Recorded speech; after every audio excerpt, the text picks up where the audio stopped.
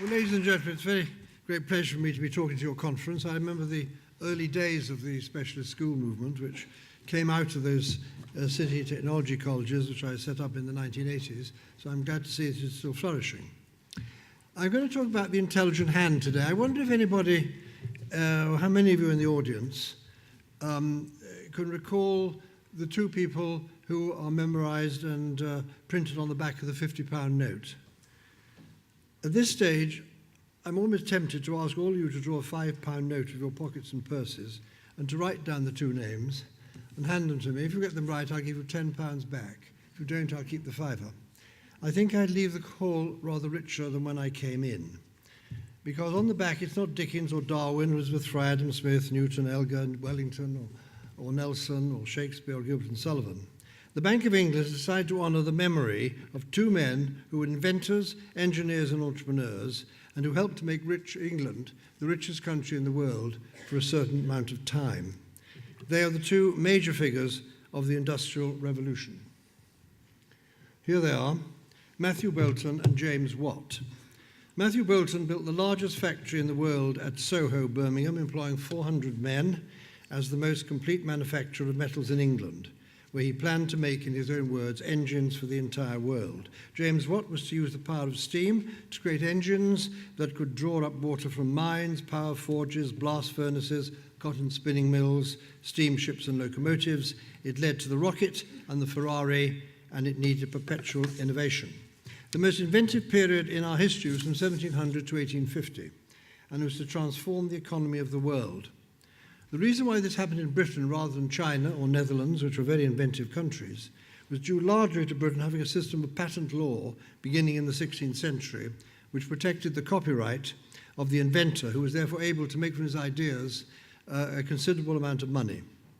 And that is the actual motivation of many inventors. It engaged the hidden hand of Adam Smith and the animal spirit later described by John Maynard Keynes. Inventions protected by patents led Britain in 1800 to export 40% of its gross production, a proportion that no other country has ever achieved. Now, I'm starting with the Industrial Revolution because it's almost impossible to study it in the English historical syllabus today. But at the heart of the Industrial Revolution was this. Thomas Newcomen in 1712, it hasn't come up. There. Yes, Thomas Newcomen in 1712 was able to demonstrate at the Congaree coal mine in the West Midlands an engine on which he'd been working for 12 years. At every stroke of the engine, which you can see in front of you, lifted up 10 gallons of water from a mine more than 50 yards deep, and it did so at a rate of 12 strokes a minute. The steam engine had arrived. This was the beginning of the power of steam. The power of steam was one of the most transforming changes in the history of the world. It's rather like the invention of the plough. As soon as when people realized the power of steam, then everything could happen. And so in all the schools this next year, they'll be learning about Magna Carta, which was the foundation of our personal liberties. I would like them all to understand and see how the Newcomen engine operates, because that was the basis of our wealth. But I don't think that'll happen. It's a great pity. Thomas Newcomen, being a dissenter, was excluded from going to the ancient universities of Oxford and Cambridge, which at that time became vocational colleges for the Church of England. Instead, he was apprenticed as an ironmonger and blacksmith, but he also mastered mathematics, geometry, and the capacity to calculate such things as velocity.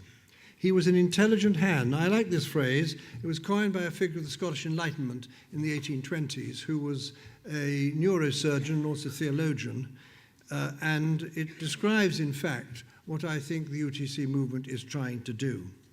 James Watt himself had been apprenticed as a brass clock manufacturer and went on to introduce this second version in 1769, a double condenser to the Newcomen engine, which doubled its efficiency, and he invented the double action engine in 1782. Both Boulton and Watts were intelligent hands. As I say, the phrase was coined by a Scottish surgeon, Charles Bell. He recognized that the human hand and the human brain had a complex relationship, but their interaction was essential to the process of invention. When recruiting a man for his Soho factory, Boulton said this. Oh, that's a later one. That's another one, a development showing how it comes laterally. No, let's go back. This is what Bolton said. Shall we find him, this is recruiting a worker in his factory, shall we find him among the unlettered Birmingham handicraft men, or shall we find him amongst the speculative theorists whose knowledge has been drawn from books? No, neither will do. He must be one of both. Now, fortunately, there were many, many hidden hands, and these are just some of them. There is John Kay, apprentice at 14, patented the flying shuttle, which transformed weaving. In 1770, James Hargreaves patented the spinning jenny, and Arkwright developed that, of course, his great spinning mills. He was apprenticed at the age of 12 in 1768 and patented his new spinning machine. Josiah Wedgwood was apprenticed at the age of 14 for a period of 4 years to his eldest brother to become a master potter. Two conditions of his apprenticeship, which I'm afraid would not be welcomed today by present apprenticeships, said that he should not commit fornication and he shall not marry. John Rennie introduced 3 engines into the Albion flour mills in London, but these were destroyed by arson in 1799 and were Blake's dark satanic mills. Henry Maudsley used iron lathes to create the Brahma locks, and Samuel Butler in 1793 devised a mechanical woodworking machine, and Trevithick designed the first vehicle mechanically to move over roads. And then, of course, there were the Brunels, father and son, and the Stephensons, father and son. The son invented the rocket. His father actually taught himself how to read and write. Watt's grandfather had taught mathematics, so he too had the right genes. His first post was mathematical instrument maker to the university. So from the 18th and for a good part of the 19th century, there was learning by doing as well as studying. It was embedded into the whole process of the Industrial Revolution. But as education spread over the country, the focus was more on reducing illiteracy, and as a result, there was a much greater emphasis on basic numeracy and literacy. In the late 19th and 20th centuries, there were many attempts to provide high-quality technical and practical education, but they all ran into the ground as the academic path became the well-trodden path to success. As regards my own education, I went to a Church of England primary school during the war in Southport, and the only 2 practical things I can remember doing there was going on a walk through the country, cutting a piece of pussy willow and taking it back to draw. The second was drawing Doric, Ionic and Corinthian columns. I think that's rather wonderful in the old Victorian education I had. At the grammar school in Southport, the only lesson I can recall was the 2 hours of carpentry which we had each week, making dovetail and tenon joints. I certainly learned nothing about the Industrial Revolution, and I was supposed to have had a good education. Now that's the end of my written text, but I wanted to start by talking to you about the past in the Industrial Revolution and to see how we can rekindle some of that tremendous achievement and invention and creativity in the present day. And we're up against it because, sorry, Bruno, let's finish that lot. It was an extraordinary period. Technology and inventiveness ruled the roost. But today, we are in the knowledge economy. And this is Tony Blair. It is time for historic commitment to open higher education to half of all young people before they're 30. So, and he virtually achieved that. The participation rate in higher education has now reached nearly 50%. But the growth in HE has been very uneven. The greatest growth has been in the humanities, then the next is business administration, the next is creative art and design, and you get to these lower subjects of physics, engineering, technology, and computer science, which are really relatively small, almost minor. But you can say definitely that the bottom 3 charts there create wealth. You can't say that the top charts only consume wealth, but there is some creation there as well. But we clearly have not got the balance right in our universities, and as a result, there's a great deal of graduate unemployment today. This is the jobs that, this is the proportion of figures of students in 2001 who did get no graduate jobs. There was always just about a third of them. They couldn't get a job equivalent to what they should have got from their studies. That has now risen to 47%.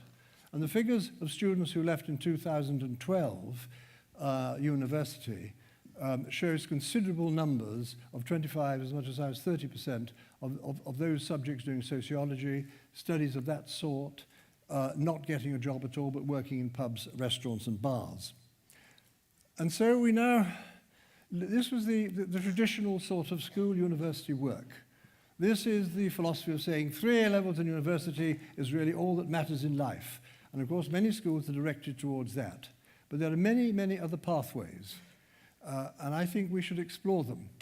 Because the retirement bulge, I'll show you in a moment, and the need for technicians and engineers and people who've got practical skills of that sort is going to dwarf the next government, or whatever complexion it is. The biggest problem facing the next government is going to be filling the skills gap, which is very, very high indeed. Up till 2020, you can see the net growth, the number of jobs, that is companies that are working. But with the number of baby boomers who are in fact going to come to retire, you get a huge number, and this is very clear figures. The darker figures, the slightly darker shades, are the estimates that the government has made of the numbers that you need. You can see for SET professionals it's 200,000, and for health professionals it's just below 100, just above 100,000. But if you add the baby boomers, which is the large red figures, it goes to very high figures indeed. And so the skill shortage in the period up to 2020, as far as graduates are concerned, the gap is about 45,000 STEM students a year, which the universities are not producing. And there's going to be very little I can see that's going to change that significantly in the next 5 or 6 years. And when it comes to professionals at level 3 and 4, the figures are like 850,000. And so there's a major problem for our economy to try and attract more young people to take up these sorts of activities. In Austria, which has the lowest level of youth unemployment in Europe, they have the lowest level of NEETs.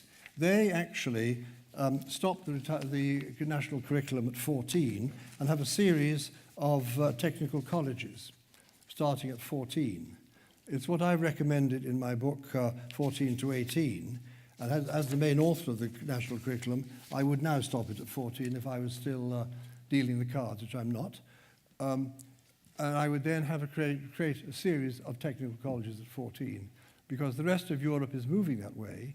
Europe is moving very clearly towards quite a clear divide between lower secondary at 14 and upper secondary above 14. America does already change at 14.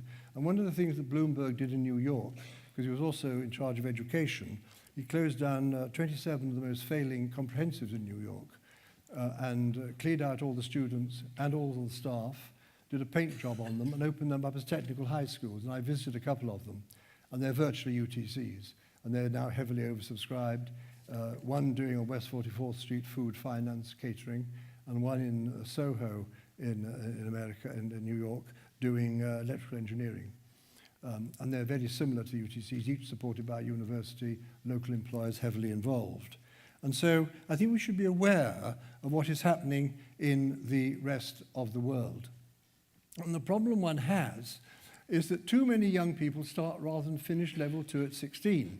If you just have academic GCSEs, it is very, and then you leave the school and go to an FE college, you won't get to level 2 in a technical subject like computing science or engineering or the built environment or sustainability or green energy until you're 18. And if you have that grade 2 qualification at 18, you're employable. And very few who do that course go on to do level 3 and level 4. It's one of the alleged weaknesses of the FE system in our country. And so this is the reason why some 5 or 6 years ago, together with Ron Deering, we developed the concept of the University Technical College. This is where they all are. There's 30 open at the moment and another 26 waiting to open in the course of the next 2 years. And as you can see, they're all over the country, from the northeast down to Plymouth, quite a lot in London, but also very much in the Midlands, East and West Midlands. The features of UTC, and this is the most distinctive feature, is recruitment is at 14. And I'm quite convinced that, if I find a place for this, there we go. I'm quite convinced that 14 is the right age of transfer.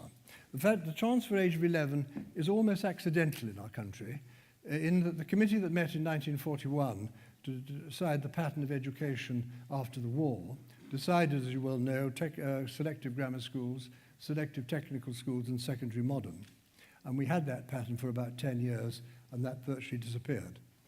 But they also recommended the transfer age should be 13, 14. And that decision never went to ministers, never went to Rab Butler. It was decided by the permanent secretary of the day, who said, you can't have a transfer age of 14 because there are 1,700 grammar schools, and I can't possibly change the starting age of grammar schools. Well, there's only 163 grammar schools left, and so there's an opportunity for us to examine whether the age of 11 is the right age of transfer. I'm on the school of saying it is not a satisfactory age, and I prefer to see a transfer age of 13, 14. And so, working with Ron Deering, some 6 years ago, we developed a model which is for 14 to 18-year-olds, because we believe that at 14, youngsters can largely decide where their interests are. The important thing, though, is they must continue with a general education and not just forget all of that, because some of them might decide after 2 years it's not for them. They've got to be able to go back into a more normal school, if you like. And so the curriculum of the UTCs is absolutely critical. For 40% of the week, the youngsters make and design things with their hands, working on projects, probably being taught by people from the local companies. And the other 60%, they do the classic GCSE subject, English, maths, the 3 sciences, foreign language, and the humanities. But because we can fit all that in, because we have a very long working day from 8:30 to 5, and we have shorter holidays as well. They tend to be sub-regional because we don't want to damage and hurt local schools, because schools will tend to lose students to the UTCs, and they have very wide catchment areas. I was speaking to one of the students from Liverpool, and she travels for an hour every day in the morning and at home to come to it. And I met one of our UTCs about a fortnight ago, does 2 hours in the morning and 2 hours in the evening, which I think is extraordinary commitment. There's an all-ability intake at 14. We take a comprehensive intake, therefore we have children with special educational needs and with free school meals. We don't select at all. At 16, you can be more selective. The 2 other distinguishing features of UTC is that we ask a university to sponsor each one, not for financial support. The universities all say they haven't got any money. They're actually stuffed full of money, but to help for pupil teacher and pupil mentor, to come in and talk. And I've seen some remarkable examples this week of that happening in some UTCs. And that is rather different. It's very important to open up the eyes of these youngsters to the possibilities of going to university if they wish to.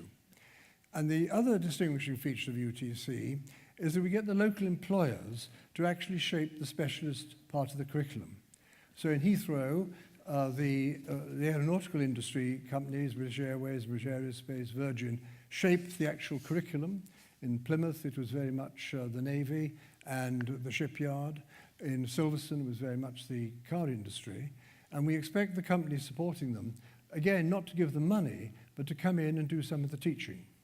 It was yesterday I met 2 of the UTC students from Sheffield, 17-year-olds, who went into a competition in the skills show where they were competing against 10 other teams, usually from universities or from apprentices, and they managed to win a bronze medal. I thought it was such a wonderful thing. I gave them tea yesterday. And it was interesting. The person who came with them was not only the head of the college, their teacher in the college, but also a mentor from Siemens who'd been giving them advice and help as well. So that's a very characteristic feature of UTCs, and certainly UTC students get an enormous amount of interest in listening to people who've been doing practical problems in industry and commerce. So that is the nature of what a university technical college is. I said we have 30 open at the moment, another 26 about to open in the next 2 years, and we're looking at another 5 or 6 at the moment. Also, we have launched a career college. Matthew Hancock, who was the minister then in Biz, did launch last October the non-STEM version of 14 to 18 education. UTCs are essentially STEM subjects, but these subjects are in the middle line there. Creative, digital technology, construction, hospitality and catering, cross-sector skills, professions, health and social care, and food processing. And we have three of those already opened, one in Liverpool doing catering hospitality, one in Bromley doing catering hospitality, and one in Oldham doing graphic art and digital technology. And I think this will be a feature. I think that 6 or 7 of these will open this year, and they come essentially out of the FE world and use one of their buildings, but they are separate colleges rather like the UTCs. And I think you'll hear much more about these career colleges over the next 4 or 5 years. Again, it's 14 to 18. This is the sort of equipment you do come across in UTCs. They're able, because they spend 40% of the working week on making things and designing things, they have to have a lot of technical equipment. This is a particular machine at Greenwich. When somebody from the university, this person came from university, said, oh, that's not normally used until the 2nd or 3rd year in my university. And so I was talking to some students from the Liverpool UTC at lunchtime, and they are doing bioscience. And the 2 young people here in the front are actually making tissue at the moment at the age of 16 and working on the HIV virus. That is not normally done until you get to university. That's a very special one, I think. Now, Sir Michael Wilshaw made a very important speech to the CBI about 10 days ago, talking about the future nature and construction of education in our country. Because there are 2 revolutions happening in the English education system, which I don't think the department or the various bodies that think about the policy of education have really taken on board. One is that the school leaving period, a youngster beginning at 4 will go on to 18 in education or training. That is an enormously long period. And that's going to have a profound effect, in my view, on what's going to happen in education. Because in the past, whenever the school leaving age has been raised from about 1870, it has always led to the creation of many new institutions. And I think that will emerge from this particular change. The second change, and this is the biggest change that Michael Gove made, was to create 4,000 academies. And that includes free schools, it includes university technical colleges, it includes studio schools. And that is an enormous change. It's give or take 3 million students. And these are individual academies. Some of them are individual schools, and the only interface with them is the department, hence we have regional commissioners now. Or they operate within multi-academy trusts as a sort of barrier between the department and the schools. And what Michael Wilshaw was arguing for was a system of clusters. And he began by saying, which we all know which is the case, is that vocational education has never had very much esteem in our country. Nothing like the same as in Germany or in America or in other continental countries, the Netherlands or the Scandinavian countries. And he believes very much that by getting a cluster of schools, by which he means possibly 3 secondaries, 2 primaries, and a UTC and a career college, that's a sort of cluster that he's thinking in terms of, and strong links also to local enterprise, partnership, and chambers of commerce. And he went on to say, we've seen the good already happening, because some clusters like this already work. But he clearly is indicating that we'd like to see very much more. And the interesting thing is that in a cluster of that sort, if there's a UTC involved, the students then have a choice. They can decide whether they want to go into a technical or part technical, even to the academically high achievers as well. And what he said is that it isn't about selection at 14, it's about creating opportunities and making the most of them at 14. And he said, wouldn't it be good at least if one of the schools in cluster particularly showed for UTC? I didn't prompt him to say all this. He rang me up and told me he was saying it. So I welcome the ally of Michael Wilshaw. I know he may not be the most favourite person of you all, but he's an outstanding chief inspector in my view, and I've known many of them. And so this is the pattern today of what are the real opportunities and real choice. These are the 5 lozenges, or the 3 lozenges, the 4 lozenges leaving to work. And the first one, school to apprenticeship. I think that will happen more and more because there's a determined effort to increase the number of apprenticeships, and there's a great deal of money flowing into them. And I think more 16-year-olds will be looking for an apprentice. But it is quite difficult for a student who's only taking academic subjects to find the company would employ him as an apprentice, because he'd have to be paid anything from 10,000 to 20,000 a year. They're looking for people who've got some sort of technical aptitude or technical expertise. So that gives UTCs in this area quite a head start. And one of the UTCs, the JCB one, is this year taking in 100 apprentices at 16, and will move to 300 apprentices. Because by 16, the people they're employing have already got a level 2 in engineering. That's one route.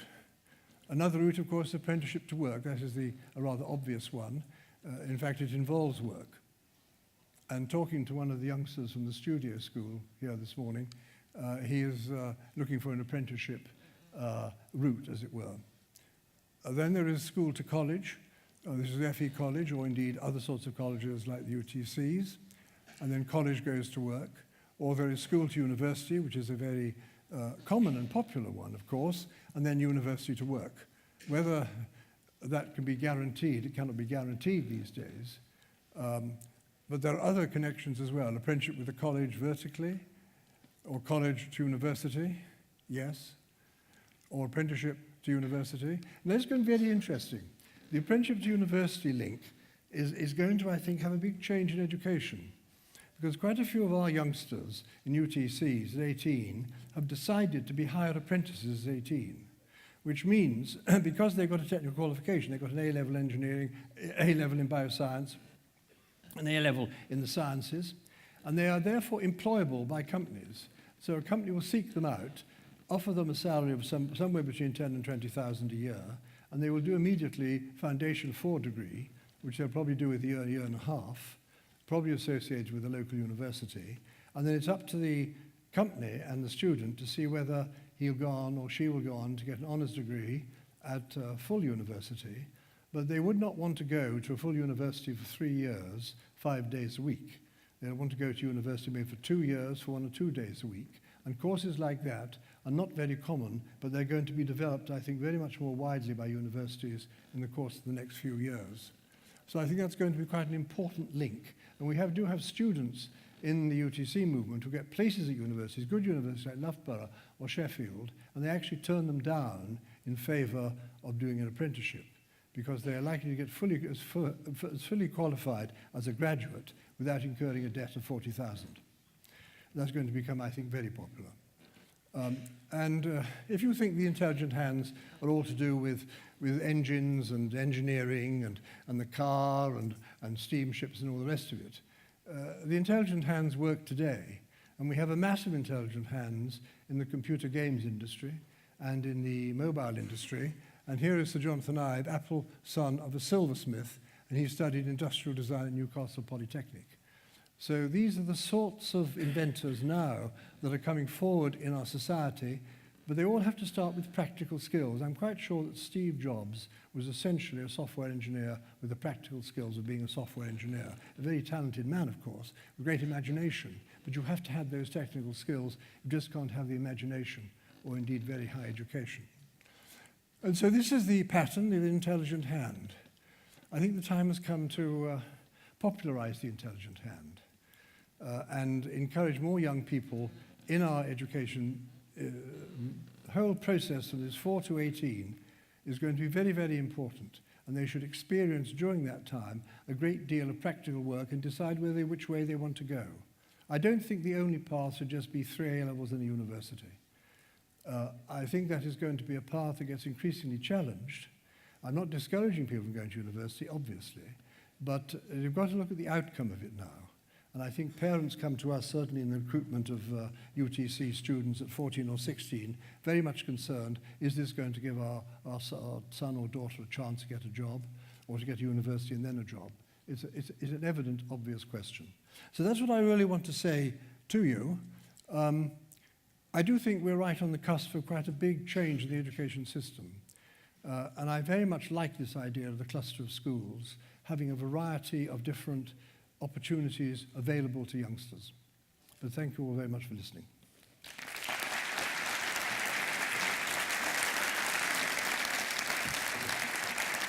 I'm happy to take questions if you want to ask any questions. There are some roving mics about, so would anyone like to ask any quick questions for Lord Baker? Marvellous. Marvellous. If we could just thank Lord Baker again. Silence conveys consent. You know, you all agree with me, root and branch, don't you? You don't, do you? One question here. Yeah. How would you see what the UTCs are doing? Sorry?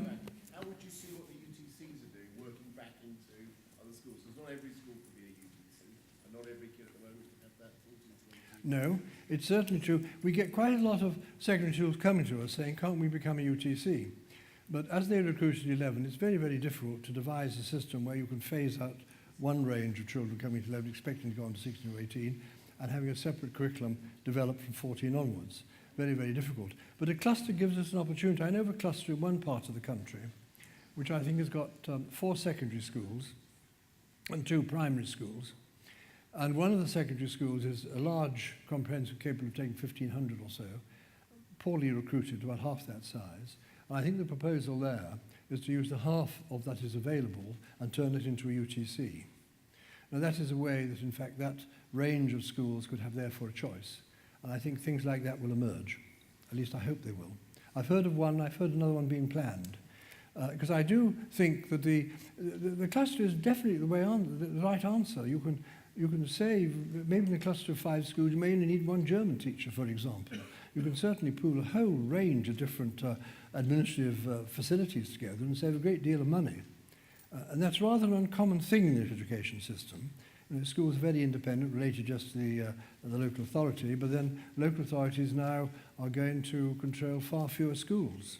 And you've got 4,000 as academies, and whatever happens in the election, the Labour Party is as keen as academies as the Conservative Party. There will be more academies, you can be sure of that. There may be not so many free schools, but I think many more will be, they will certainly expand the number of academies, and they also seem to be very keen on UTCs as well.